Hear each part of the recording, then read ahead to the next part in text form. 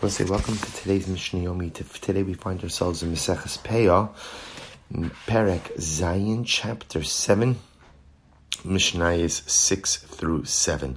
So the Mishnah says Kerem Revai, very interesting halacha. Kerem Revai is fourth year produce of a vineyard. So remember again, for the first 3 years, the fruit is considered to be Arla, and Arla, no one's permitted to partake of it. On year number 4, it's called Revai. Now, when it comes to Revai produce, so the halacha is you have to take it to Yerushalayim and consume it in Yerushalayim. Pretty much, it's treated like Meiser Sheni. So there's a discussion exactly how similar it is to Meiser Sheni. So here the Mishnah says as follows: Kerem Revai, Beishamei Omrim, Ein lo chomesh ve'ein lo bir.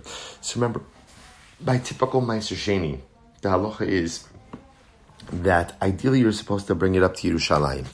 If you can't bring it up to Yerushalayim, you're permitted to redeem it. In other words, transfer the sanctity of the produce onto money. Take the money to Yerushalayim and go ahead and use the money to purchase food in Yerushalayim. However, if you go ahead and you do that, you must add on an additional 1/5. So the Mishnah says over here, furthermore again, when it comes to typical Meiser Sheni, the halacha is that there's a concept of beer. And the concept of beer ultimately says that in certain years of the Shemitah cycle, remember again, there's a 7-year agricultural cycle, ultimately again, one must go ahead and remove the tithe from their home. This would be on the 4th and the 7th years of the Mishnah of the Shemitah cycle. So therefore, Beis Shammai says, "In lo chomesh ve'in lo bir." So Beis Shammai holds that Kerem Revai, although it's similar to Meiser Sheni, does not have the concept of the additional 5th for redemption, nor does it have the concept of beer, of having to remove it from the home in the 4th and 7th years. So Beis Hillel say Yeshlo.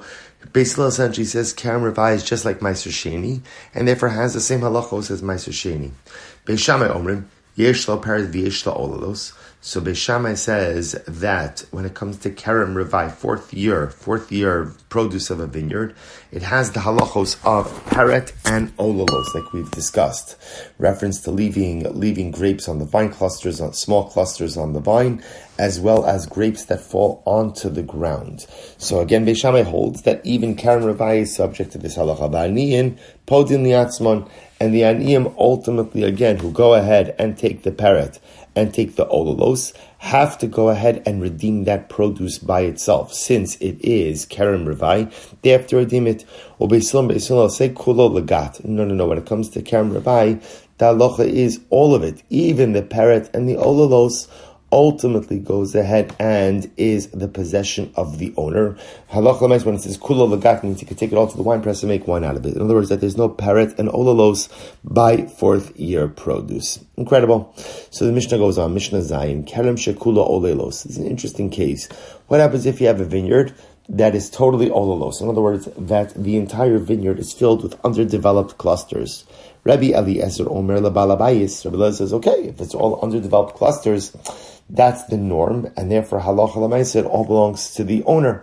Rabbi Akiva Omer Lani. Rabbi Akiva says, no, the entire thing belongs to the poor. Very interesting.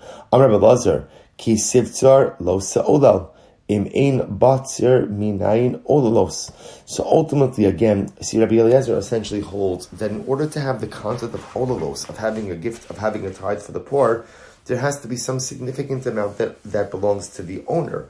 If nothing belongs to the owner, then there is no concept of olalos. So in this case over here, where the entire vineyard is underdeveloped clusters, Rabbi Eliezer will say if you give it all to the poor, nothing belongs to the owner, and it becomes like a bit cyclical. If nothing begins to the owner, but nothing belongs to the owner, then there should be no din of olalos. That's why Rabbi Eliezer holds that in a case where the entire vineyard is fully underdeveloped clusters, everything belongs to the Bala Bayis. On the other hand, Amar Rabbi Akiva, the Karmecha lo Sa'olo.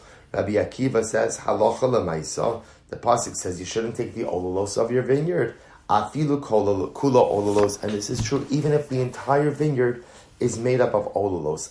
If that's the case, if that's the case, that if the entire vineyard is filled with olos, that it all belongs to the aniyim, im kain lama ne'amar ki sivtzar lo sa'olel. If that's the case, the Kashan Rabbi Akiva, if that's so, then why does the Torah make a juxtaposition to when you harvest, you should leave olalos?